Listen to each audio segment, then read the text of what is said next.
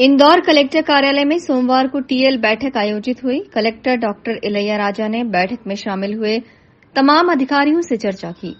Collector ने CM helpline पर मिलने वाली शिकायतों सहित अन्य योजनाओं को लेकर समीक्षा की। साथ ही योजनाओं को लेकर बेहतर काम करने वाले विभागों के अधिकारियों को प्रशस्ति पत्र भी सौंपे। कलेक्टर के मुताबिक जिले में सभी योजनाओं पर अब बेहतर काम हो रहा है।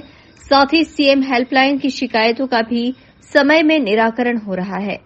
कलेक्टर डॉक्टर इलैया राजा के मुताबिक बैठक में आपदा प्रबंधन को लेकर भी चर्चा की गई है। साथ ही आपदा के समय उपयोग में आने वाले संसाधनों की भी सूची तैयार की जा रही है। इस सूची को एक पोर्टल पर अपडेट किया जा रहा है ताकि आपदा के समय तुरंत ही इन सभी संसाधनों का इस्तेमाल किया जा सके। इन संसाधनों में शासकीय और निजी शामिल हैं। जैसे ना टीएल मीटिंग में टाइम लिमिट के संबंधित ना सारे प्रकरणों को हम लोग ने मॉनिटरिंग किए, सीएम हेल्पलाइन का समीक्षा किए हैं। इस बार और बेहतर ना काम करने के लिए ना सबको बताया है। जैसे कुछ ना अधिकारी हैं उनको ना प्रोत्साहित करने के लिए हम लोग ना सर्टिफिकेट्स ना बना भी दिए हैं। कितने भी लोगों ने ए ग्रेड पे लाए हैं डिस्ट्रिक्ट्स का, उन सभी डिपार्टमेंट को ना अप्रिसिएशन सर्टिफिकेट भी हम दे रहे हैं। एंड जैसे माननीय मुख्यमंत्री महोदय का निर्देश है कि 10 मई से लेकर 25 मई के बीच में नामांतरण बंटवारा सीमांकन के ना पूरा डिस्ट्रिक्ट में अभियान चलेगा। उसके साथ साथ सीएम हेल्पलाइन में एक डिपार्टमेंट की समस्या है, मतलब उनकी जनता से सीधे जुड़े हुए समस्या है, उसको निराकरण करने के लिए भी है ना शिविर लगाकर ना निराकरण किया जाएगा। तो इसके लेकर भी है ना समीक्षा किए गए। इसके साथ साथ डिसास्टर का हम लोगों ने हर टीएल में ना समीक्षा करने के लिए लिया था। इसमें एक IDRN पोर्टल है, रिसोर्स मैपिंग है, वो काम लगातार हम लोग कर रहे हैं। इस बार हम व्यवहारिक रूप से प्राइवेट रिसोर्सेज के ना मैपिंग कैसे किया जाए और फर्स्ट पॉइंट ऑफ कांटेक्ट कोई भी डिसास्टर हो उसके लेकर हम लोग ना काम कर रहे हैं। जैसे कि SDRF एंड हमारी ना होमगार्ड है, वो इमीडिएटली कोई भी ना बिल्डिंग कोलैप्स होता हो या फिर कोई भी ना डूब के ना मतलब इस प्रकार का ना घटना होती है तो हम इमीडिएटली वो रिस्पॉन्ड करते हैं। उनके पास क्या क्या संसाधन है उस सारे को मैपिंग कर रहे हैं, उनके क्या संसाधन को अवेलेबिलिटी और होना चाहिए और उनको मॉडर्नाइज कैसे करें उसके लेकर डिस्कशन किए। वो लोग एक प्रेजेंटेशन देंगे नेक्स्ट वीक में। इसके साथ साथ हमारी ना RTO से लेकर PWD PIU और कितने भी वर्क डिपार्टमेंट्स हैं, उनकी ठेकेदार कॉन्ट्रैक्टर्स हैं और मशीन्स कितने भी अवेलेबल है उसका हम लोग ना पूरा डिटेल्स करके हम लोग ना मैपिंग करा रहे हैं।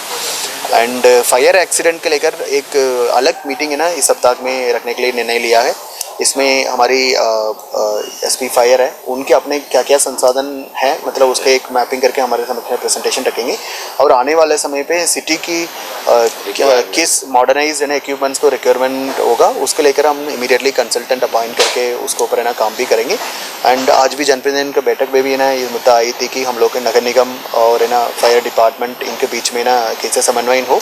आज मैंने DIC का भी निर्देश दिया है कि इवन पीतमपुर और इंडस्ट्रीज़ हैं उनके पास है ना कितने भी फायर टेंडर्स हैं और डिफरेंट काइंड ऑफ है ना फायर टेंडर्स हैं, तो उसको भी एक बार है ना मैपिंग करके उसका फंक्शनलिटी का है ना स्थिति पे लाने के लिए कहा गया है। उसको हम IDRN डिसास्टर पोर्टल है उसमें भी हम लोग मैपिंग करा रहे हैं। वहीं इंदौर शहर में देर रात तक हो रही नशाखोरी पर भी कलेक्टर इलैया राजा ने सख्त तेवर दिखाए हैं।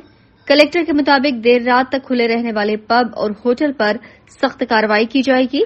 इसके लिए एक टीम का गठन भी किया गया है जो तय समय के बाद खुलने वाले पब और होटल की निगरानी करेगी। साथ ही शहर में अवैध नशे की बिक्री को रोकने और ड्रग्स माफियाओं के लिए भी जरूरी कदम उठाए जाएंगे।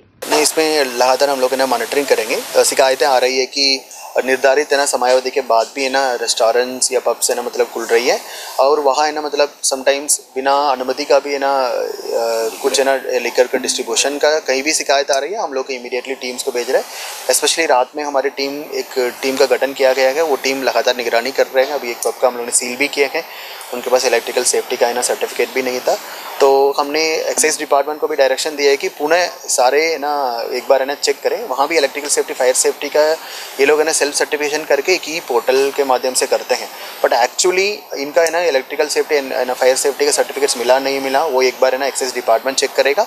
एंड सर्टिफिकेशन के बाद भी सही सर्टिफिकेशन हुआ नहीं हुआ, इसके लेकर भी हम लोग है ना ये करेंगे। एंड कहाँ तक है ना रिमेनिंग ड्रग्स का बात आ रही है, वो हमको लगातार हम इंटेलिजेंस मैकेनिज्म है ना डेवलप करेंगे पुलिस के साथ, नारकोटिक के साथ है ना। जल्दी हम लोग एक मीटिंग भी करेंगे, कोऑर्डिनेशन मीटिंग होना है होम डिपार्टमेंट के डायरेक्शन के अनुसार। उस मीटिंग्स में और इन्फॉर्मेशन के आदान प्रदान होगी, उसी बेस पे आने वाले समय पे ना सभी एक संयुक्त है ना टीम के माध्यम से ना कार्रवाई होगी। कलेक्टर द्वारा ली गई बैठक में तमाम विभागों के अधिकारी मौजूद रहे। Bureau report, INN news, Indore.